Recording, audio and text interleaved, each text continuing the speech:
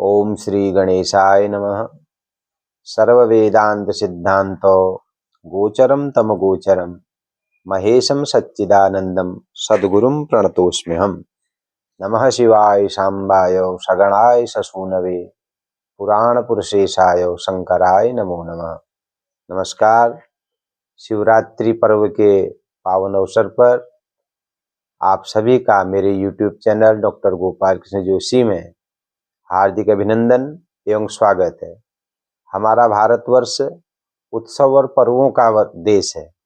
इसी क्रम में फाल्गुन मास की कृष्ण पक्ष की चतुर्दशी को महाशिवरात्रि का पर्व समस्त सनातन धर्मावलंबी बड़े प्रेम, हर्ष, उल्लास और श्रद्धा के साथ मनाते हैं। हमारे पर्व एक विशेष संदेश लेकर के आते हैं और हमें जीवन को सात्विक, शुद्ध और परिष्कृत बनाने का संदेश देते हैं। इसी क्रम में शिवरात्रि का पर्व भी बहुत एक विवेचनीय और चिंतनीय पर्व है। फाल्गुन कृष्ण पक्ष में यह पर्व मनाया जाता है, जैसा कि ईशान संहिता में वर्णन आया है।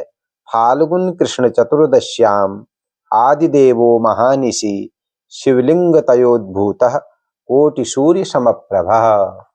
भगवान शंकर जी जो हैं, फाल्गुन कृष्ण पक्ष की चतुर्दशी को लिंग के रूप में भगवान का प्रागट्य हुआ और तभी से हम फाल्गुन कृष्ण पक्ष चतुर्दशी को शिवरात्रि मनाते हैं।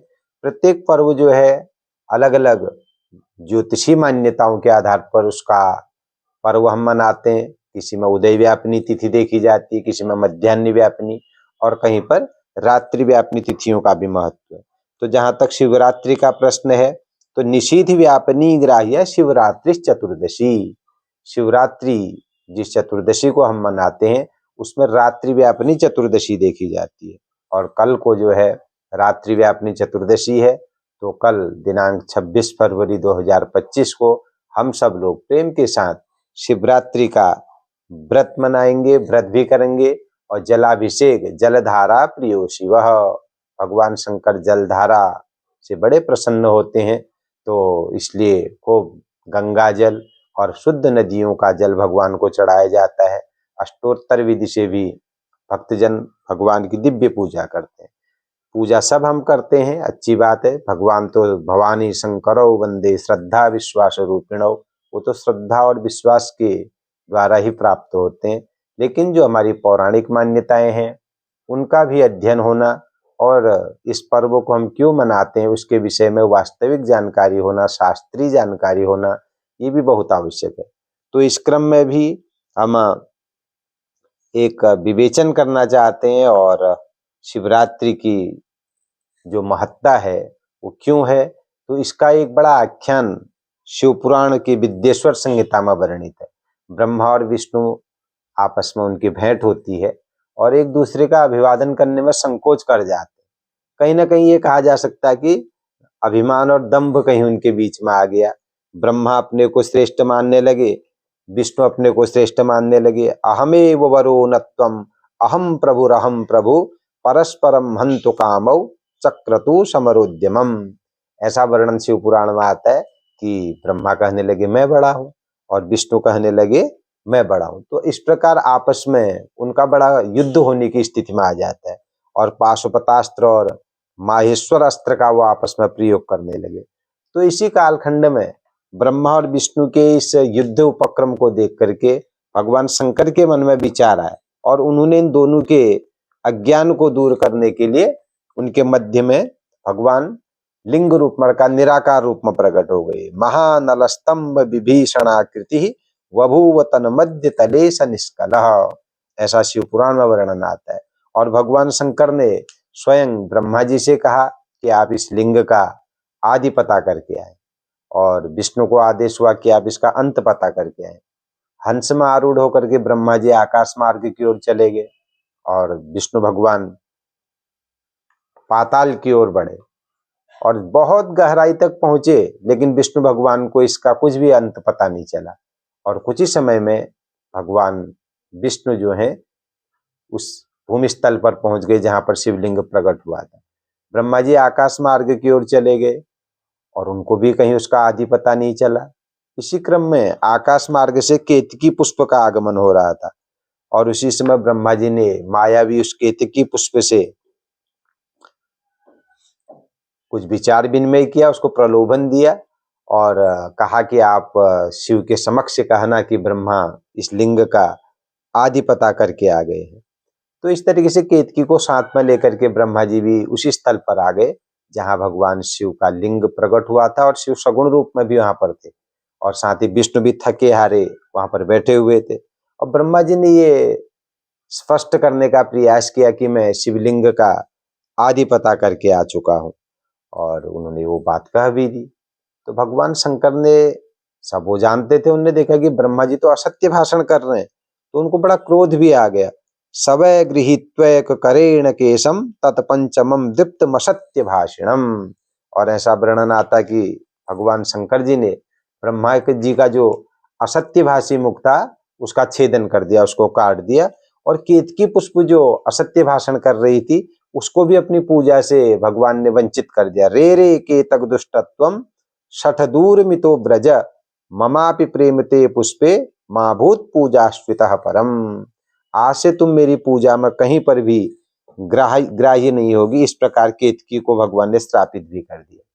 और इसी क्रम में ब्रह्मा जी बड़े दुखी भी हो गए। ब्रह्मा जी ने शंकर जी से क्षमा याचना करी और कहा शंकर भगवान ने कि तुम्हारा कहीं मंदिर स्थापित नहीं होगा, केवल जहाँ ये पंचम स्थिर आपका स्थापित होगा वहीं पर आपकी प्रतिष्ठित मूर्ति होगी, जो कि राजस्थान में जयपुर में जो भगवान का पुष्कर राज कहा जाता है वहां पर ब्रह्मा जी का एकमात्र मंदिर है। और लेकिन ब्रह्मा जब दुखी हुए तो भगवान शंकर ने कहा कि भाई तुम सृष्टि के आदिदेव हो, सृष्टिकर्ता हो, इसलिए जो भी पूजा अनुष्ठान यज्ञ होंगे उसमें आपके कुश का ब्रह्मा निर्मित किया जाएगा। तो इसलिए आज भी प्रत्येक ब्रह्मा जी के 5 मुख थे, एक मुख कट गया और आज भी हम अपने घरों में जब पूजा अनुष्ठान करते हैं, यज्ञ करते हैं, तो कुश का चतुर्मुखी ब्रह्मा का निर्माण किया जाता है। तो ये तो रही ब्रह्मा की बात। अब विष्णु भगवान शांत बैठे हुए थे, तो भगवान शंकर जी को जो है बड़ी प्रसन्नता हुई कि विष्णु भगवान ने सत्य का अवलंबन किया। तब भगवान शंकर ने स्वयं उनको आशीर्वाद दिया कि अरे विष्णु, आपका एक नाम नारायण भी है और आपने जो है सत्य का पालन किया, तो आज से इस संसार में आपकी प्रतिष्ठा सत्यनारायण के रूप में होगी।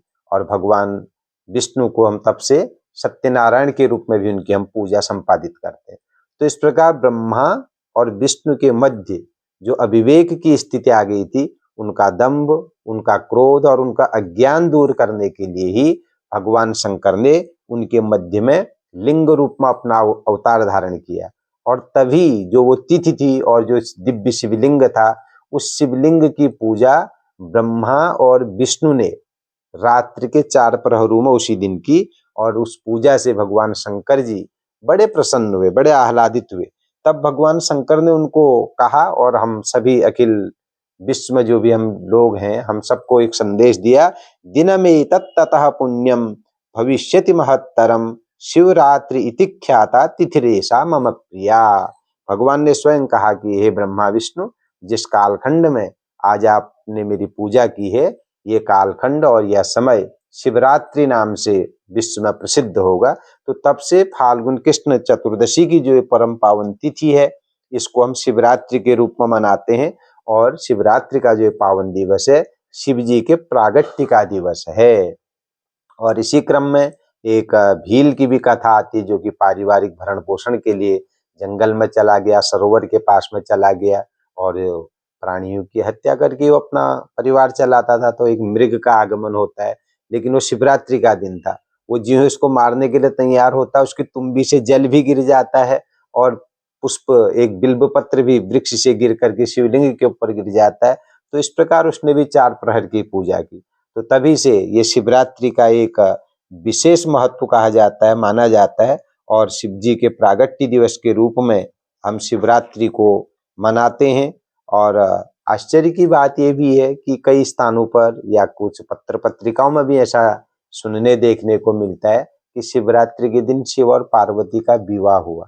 वैसे हमारी जो भारतीय मान्यताएं रही हैं विवाह के लिए, जो हम तिथि निश्चित करते हैं, तो वो एक तार्किक तरीके से शिवरात्रि के दिन शिव पार्वती का विवाह सटीक नहीं बैठता है। और क्योंकि अगली तिथि अमावस आती है इसके बाद, तो ये तो संभव ही नहीं हो सकता कि चतुर्दशी को बारात ले जाए और अमावस को वापस लाए।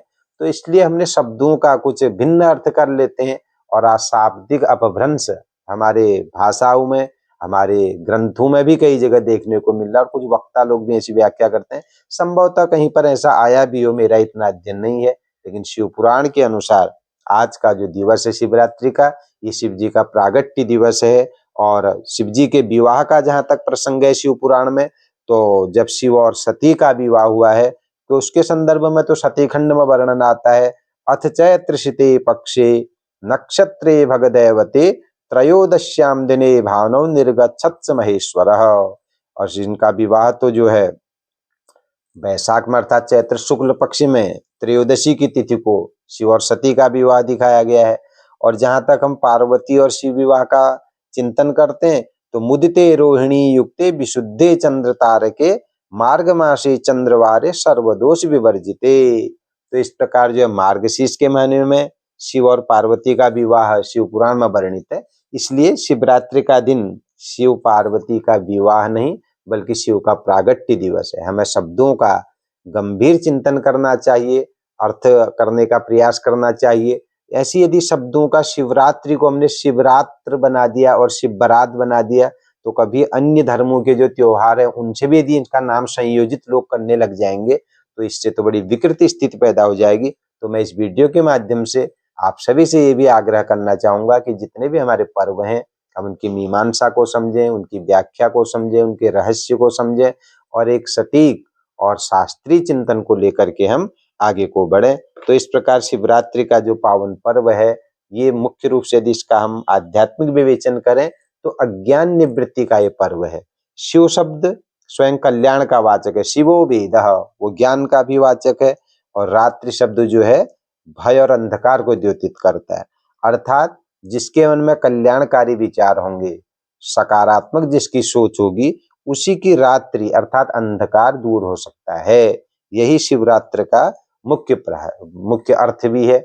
और 4 प्रहरों में जो पूजा की जाती है उसका मुख्य भाव यही है कि हमें प्रत्येक कालखंड में अपने विकास के लिए, अपने उन्नति के लिए गतिमान रहना चाहिए। ब्रह्मा और विष्णु अपने को बड़ा समझ रहे थे, संसार में कोई बड़ा छोटा नहीं है, सब समान है, लेकिन जिसके अंदर योग्यता है उसको हमें ग्रहण करना चाहिए। और अभिमान दंभाधिकम त्याज्यम, अभिमान और दंभ कभी भी नहीं करना चाहिए। यही शिव जी के बीच में प्रकट होने का, शिवलिंग का यही मुख्य भाव है। और शिवलिंग है क्या? शिव शब्द पुरुष का वाचक है और शिव शक्त्योश्च चिन्हस्य मेलनम लिंग मुच्यते। शिव और शक्ति, पुरुष और प्रकृति के माध्यम से ही पूरा संसार और सृष्टिक्रम संचालित होता है। और शिवलिंग निराकार रूप में प्रकृति और पुरुष का ही द्योतक है। और शिव जो है संसार त्रिगुणात्मक है, सतोगुण, रजोगुण और तमोगुण, 3 गुण संसार को संचालित करते हैं। ब्रह्मा रजोगुण का अवलंबन लेकर सृष्टि कार्य करते हैं, विष्णु पालन करते हैं सतोगुण का अवलंबन करते हुए, और भगवान शंकर जो है तमोगुण के भी अधिष्ठात्री हैं। और इसलिए भगवान अपनी तृतीय शक्ति के द्वारा इस संसार को सदा सदा के लिए विश्राम भी प्रदान करते हैं, क्योंकि विश्राम भी बहुत आवश्यक है। तो प्रत्येक कालखंड में हम सचेत रहें, अपने कर्तव्य पथ में गतिमान रहें, तभी हमारा जीवन शिवमय और कल्याणमय बन सकता है। यही जो है शिवरात्रि का विशेष महत्व है। भगवान शिव के परिवार में बड़ा विशिष्ट समन्वय देखने को मिलता है। शिव भगवान वृषभ में आरूढ़ हैं और पार्वती स्वयं सिंह में आरूढ़ हैं। और वहाँ भगवान के गले में सर्प है, तो उनका पुत्र जो कार्तिकेय है वो मयूर में विराजमान है, गणेश जी चूहे में विराजमान है। तो विभिन्न और भिन्न भिन्न प्रकृति होने के बाद भी सारे उनके परिवार के जितने भी सदस्य हैं बड़े प्रेम और उत्साह के साथ, सद्भाव के साथ आपस में रहते हैं। तो हमें यह पर्व और शिव परिवार ये भी संदेश देता है कि हमें आपसी बैर को भुला करके एक दूसरे का सम्मान करना चाहिए और उस शिव तत्व को जानने का प्रयास करना चाहिए। शिव पूजन में विशेष रूप से भगवान को जलधारा प्रिय है और रुद्राक्ष की माला धारण करके भगवान शंकर को जल चढ़ाना चाहिए। बिल्व पत्र भगवान शंकर की पूजा में विशेष रूप से ग्राही है और बिल्व पत्र से भस्म और चंदन और स्वयं त्रिपुंड लगा करके भगवान को भी त्रिपुंड लगाएं। और त्रिविध तापों की निवृत्ति के लिए भगवान की पूजा करने का विधान बताया गया है। नमः शिवाय सांबाय सगणाय ससूनवे पुराण पुरुषेशाय शंकराय नमो नमः। तो इस प्रकार इस मंत्र से भगवान शंकर का पूजन करना चाहिए। अधिक मंत्र नहीं भी आते हैं, ओम नमः शिवाय या ओम शिवाय नमः, इस मंत्र का उच्चारण करते हुए नमोन्तं वा नमः पूर्वम आतुरः सर्वदा जपेत। शिव पुराण में वर्णन आया है, नमः आदि में लगा करके या अंत में लगाते हुए संसार के जीव को आत्म कल्याण के लिए शिव पूजन करना चाहिए। तो इस प्रकार कई भक्त लोग अष्टोत्तर विधि से भी भगवान का पूजन करते हैं कि जौ, चावल, तिल, बिल्वपत्र, कमल पुष्प और पुष्प की माला, ये सब भगवान शंकर को चढ़ाते हुए प्रसन्न करते हैं। ये अपने अपनी योग्यता और सामर्थ्य के अनुसार हमें भगवान का पूजन करना चाहिए। एक बात और मैं कहना चाहूँगा, कई लोग भगवान शंकर को भांग घोटा भी चढ़ाते हैं और उसको पूजा में स्वीकार भी कर लेते हैं। ये व्यक्तिगत मान्यता हो सकती है, मैं किसी विचारधारा का विरोध नहीं कर सकता हूँ, लेकिन आज के सभ्य समाज में ये ग्राह्य नहीं है। इसलिए भगवान शंकर ने कोई सामान्य मादक द्रव्य ग्रहण नहीं किया, बल्कि उनने तो संसार के कल्याण के लिए गरल पान किया था। जो समुद्र मंथन से विष निकला था उसको अपने गले में धारण किया, उदर में भी नहीं जाने दिया। इसलिए भगवान का एक नाम नीलकंठ भी कहा जाता है। इसलिए मादक द्रव्यों का प्रयोग पूजा में ग्राह्य नहीं है। हमें प्रेम से, सात्विकता के साथ और उस विधि से पूजा करनी चाहिए जिसके हमारे समाज भी व्यवस्थित रहे, समाज में कोई विकार उत्पन्न न हो गई। तो इसलिए सात्विकता के साथ हम भगवान शंकर की पूजा करें और यही शिवरात्रि का मुख्य महात्म्य है। पुनः इस पावन अवसर पर मैं आप सभी का हार्दिक अभिनंदन और स्वागत करता हूं और इस वीडियो के माध्यम से आप सभी को संदेश देना चाहता हूं कि हम सबका जीवन शिवमय हो, कल्याणमय हो, मंगलमय हो। हम आत्म कल्याण सहित जगत कल्याण के लिए कार्य करें, यही शिवरात्रि का विशिष्ट महात्म्य है। नमस्कार।